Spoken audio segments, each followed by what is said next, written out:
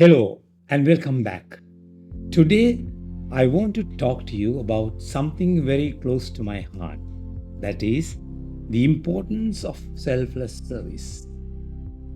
There is a saying I really love: hands that serve are holier than lips that pray. Think about that for a moment.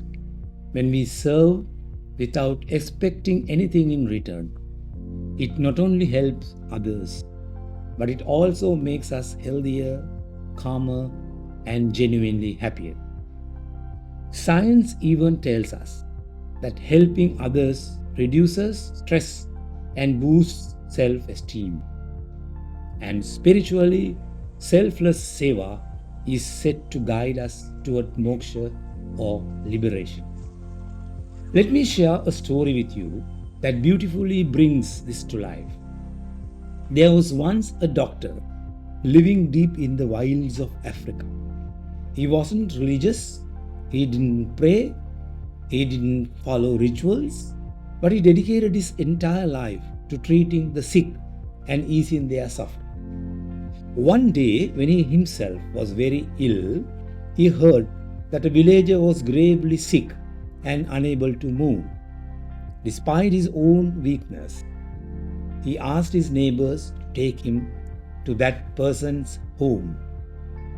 Struggling with every step, he went there, treated the patient, and even stayed with him until he recovered. Sadly, his own condition worsened and he passed away at the patient's home. Now, here's the remarkable part.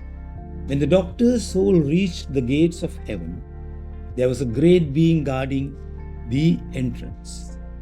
Among those waiting was also a yogi, someone who has spent his whole life in meditation and gaining spiritual powers. The guardian allowed the doctor in immediately but asked the yogi to wait. The yogi was shocked.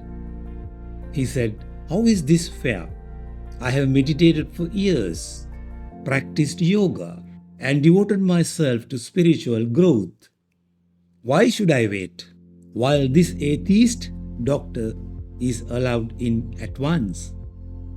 The guardian replied, "You have spent your life elevating only yourself, but this doctor spent his entire life easing the suffering of others.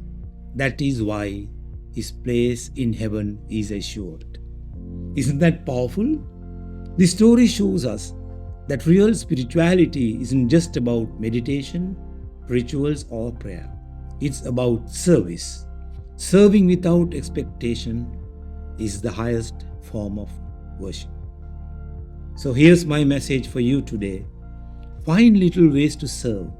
It doesn't have to be big. Even a kind word, a helping hand, or time spent with someone in need counts.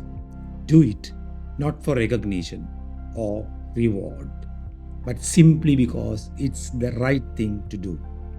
And when you live that way, you don't just change someone else's life, you transform your own. Thank you for tuning in today. May you be inspired to serve, and may you have a wonderful day ahead.